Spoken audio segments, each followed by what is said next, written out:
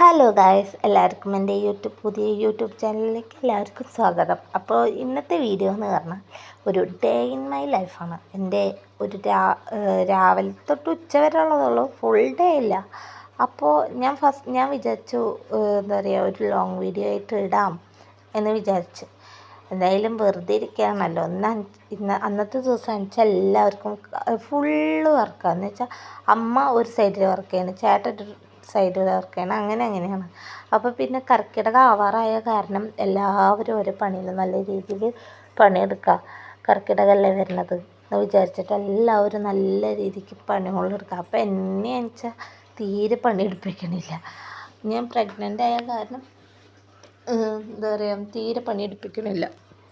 അപ്പം ഞാൻ വിചാരിച്ച് പണിയെടുപ്പിക്കണില്ല, അപ്പോൾ എനിക്ക് ബെഡ്ഷീറ്റൊക്കെ വൃത്തിയാക്കാം, അടിച്ചു വരാം, അങ്ങനെയൊക്കെ വിചാരിച്ചു. അപ്പം പിന്നെ ആ സമയത്താണ് ഞാൻ ഓരോ കാര്യങ്ങൾ. അപ്പോൾ ബെഡ്ഷീറ്റൊക്കെ വൃത്തിയാക്കി.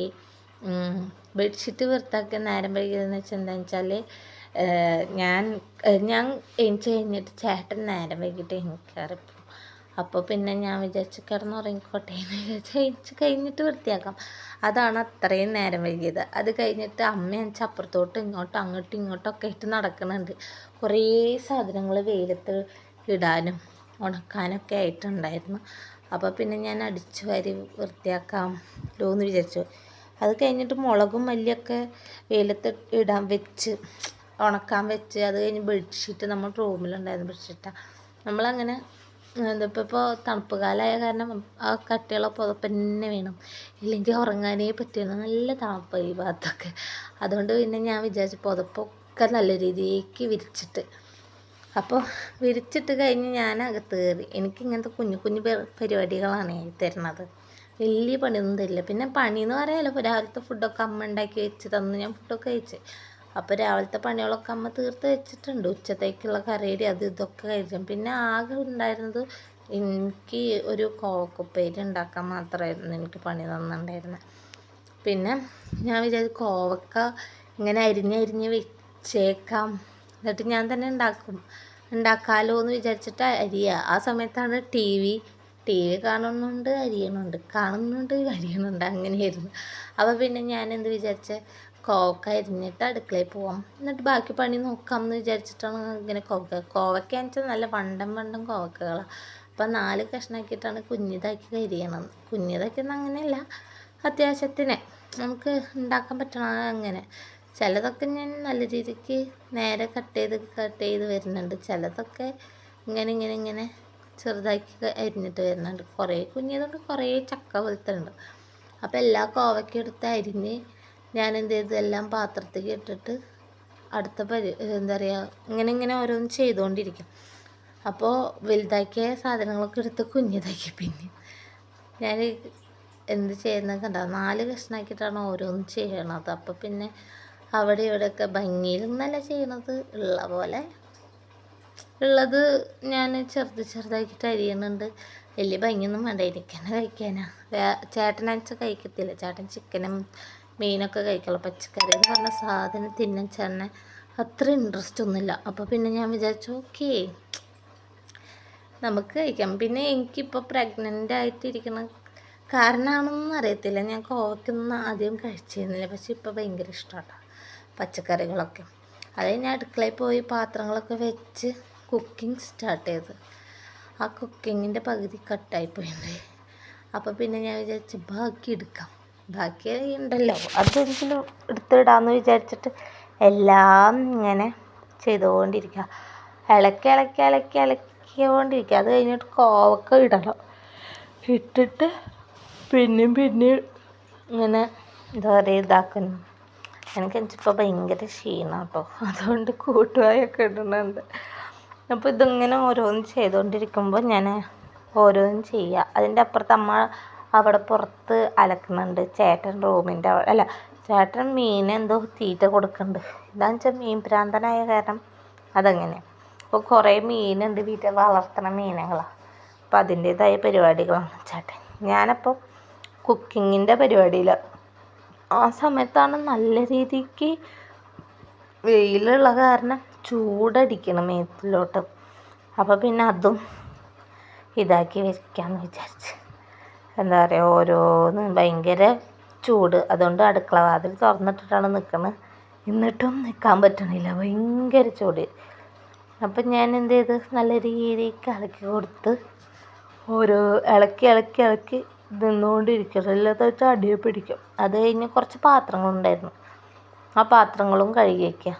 അത് കഴുകി വെച്ച് നല്ല രീതിക്ക് തേച്ച് ഉരച്ച് കഴുകണം. അതുകൊണ്ട് നല്ല രീതിക്ക് തേക്കുന്നുണ്ട്. എന്ന് വെച്ചാൽ മീനും അതും ഇതൊക്കെ കഴിക്കണ കാരണം പാത്രത്തിനൊക്കെ ഒരേ സ്മെല്ല് കാരണം നല്ല രീതിക്ക് കഴുകി വൃത്തിയാക്കുക. ഓരോന്നും ചെയ്തുകൊണ്ടിരിക്കുന്ന സമയത്തായിരിക്കും വേറെ വല്ല പണി ഓർക്കുക നമ്മൾ ആ സമയത്ത്. അത് പാത്രം കഴുകിക്കൊണ്ടിരിക്കുമ്പോൾ തന്നെ ഞാൻ കോവക്കപ്പേര് നോക്കുന്നുണ്ട്. ഇല്ലെങ്കിൽ അത് അടിയെ പിടിക്കും. അടിയെ പിടിച്ച് കഴിഞ്ഞാൽ ഞാൻ തന്നെ തിന്നണം, വേറെ ആരും തിന്നില്ല. അതുകൊണ്ട് പിന്നെ അതും നോക്കണ്ട ഇതും നോക്കണ്ട, അതും നോക്കണ്ട ഇതും നോക്കണ്ട. എൻ്റെ കണ്ണ് അങ്ങോട്ടും പോകണ്ട ഇങ്ങോട്ടും പോകണ്ട, അങ്ങോട്ടും പോകണ്ട ഇങ്ങോട്ടും പോകണ്ട, അങ്ങനെയാണ്. അപ്പോൾ പിന്നെ അതും കഴിഞ്ഞ് എന്താ പറയുക പാത്രങ്ങളൊക്കെ എല്ലാം കഴിഞ്ഞിട്ട് വേണം ഇനി അടുത്ത പരിപാടിക്ക് നോക്കാം. പാത്രങ്ങൾ കുറച്ച് അധികം ഉണ്ടായിരുന്നു. ഞാൻ തന്നെ ഇതാക്കി വെച്ചതാണ്. എന്ന് വെച്ചാൽ കോവക്ക അരിയാൻ വേണ്ടിയിട്ട്. പിന്നെ ഞാൻ കഴിച്ച പാത്രം ആ സമയത്ത് കഴിച്ചു. ഓരോ പണികൾ എടുക്കണ കാരണം അതിൻ്റെ കാര്യം വിട്ട്. അപ്പം പിന്നെ ഞാൻ അതും കൂടെ കഴിഞ്ഞിട്ട് ചെയ്യാം എന്ന് വിചാരിച്ചിട്ട് എന്താ പറയുക ഇതാക്കുക. അതാണ് കോവക്കപ്പേര്. പിന്നെ അതിൻ്റെ അടുത്തുള്ള കാരണം കരിയോ എന്നുള്ള പേടിയായിരുന്നു. പിന്നെയെന്ന് വെച്ചാൽ എപ്പം നോക്കിയാലും ഈ കഴുകിയെന്ന് പാത്രങ്ങളൊക്കെ ഇങ്ങനെ പോയിക്കൊണ്ടേയിരിക്കും, നിലത്ത് വീണുകൊണ്ടേയിരിക്കും. അതുകൊണ്ട് പിന്നെ എന്താ പറയുക വീഴും എടുക്കും, പിന്നെയും വീഴും എടുക്കും. അതങ്ങനെയാണല്ലോ, ഒരു വട്ടം വീണ് കഴിഞ്ഞാൽ പിന്നെ വീണുകൊണ്ടേയിരിക്കും. അപ്പോൾ പിന്നെ ഞാൻ എന്ത് ചെയ്യാനാന്ന് വിചാരിച്ചിട്ട് അതിങ്ങനെ ചെയ്തുകൊണ്ടിരിക്കുക. പാത്രങ്ങൾ കുറച്ചധികം കപ്പും സാധനങ്ങളൊക്കെ ഉണ്ടായിരുന്നു. അതൊക്കെ ഫുള്ള് പാത്രങ്ങളും കഴുകി വെച്ച് കുറച്ചധികം പാത്രങ്ങളുണ്ടായിരുന്നു. പിന്നെയെന്ന് വെച്ചാൽ വീട്ടിൽ എല്ലാവരും ഓരോ പടിയായ കാരണം തീരെ പോകണുണ്ടായിരുന്നില്ല. അപ്പോൾ പണിയെടുത്തിട്ടെങ്കിലും നേരം കളയാലോ എന്ന് വിചാരിച്ചിരിക്കുമ്പോൾ എന്താ പറയുക എല്ലാവരും ഓരോ നല്ല പണിയിലായിരുന്നു. അതിൻ്റെ ഇടയ്ക്ക് ചേട്ടൻ കടയിൽ പോയി ഇവിടെ 2 നായ്ക്കുട്ടികളുള്ള കാരണം അവർക്കുള്ള ഫുഡ് ഉണ്ടായിരുന്നില്ല. അവർക്ക് ഈ ചിക്കൻ്റെ കാല കൊടുക്കണം, അപ്പം അത് വാങ്ങാൻ പോയി. അമ്മ ബാക്കിൽ അലക്കാൻ എന്ന് വെച്ചാൽ ഈ വെള്ളത്തോർത്തൊക്കെ പുഴുങ്ങിയെടുക്കൂലേ, അങ്ങനെ എടുത്തിട്ട് അലക്കണം. അപ്പം അമ്മയാണ് അലക്കാൻ. എനിക്ക് നല്ല രീതിക്ക് തേച്ചൊരച്ച് കഴുകാൻ അറിയാത്ത കാരണം അമ്മ കഴുകും. ഞാൻ കഴുകായിക്കൊന്നുമില്ല. ഇപ്പോൾ സാഹചര്യത്തിലല്ല അമ്മയാണ് കഴുകാറ്. ഇനിയിപ്പോൾ ഇതാക്കിയിട്ട് എന്തിനാ വെറുതെ ചീത്തയാക്കാൻ നിൽക്കണമെന്ന് വിചാരിച്ചിട്ട് അത് അപ്പം കഴിഞ്ഞ് ഞാൻ എന്ത് ചെയ്തു തുണി എടുത്ത് തുടയ്ക്കാൻ വേണ്ടി നിന്നെന്ന് വെച്ചാൽ പാത്രങ്ങൾ വയ്ക്കാനുള്ള സ്ഥലങ്ങളായ കാരണം അവിടെ വെള്ളം ഇങ്ങനെ കെട്ടിക്കും. വേറെ പാത്രത്തിൻ്റെ ഉള്ളിലല്ല വെക്കണം, നമ്മളവിടെ കമഴ്ത്തിയേ വെക്കണം. അതുകൊണ്ട് എന്താ പറയുക കമഴ്ത്തി വയ്ക്കല്ലേ.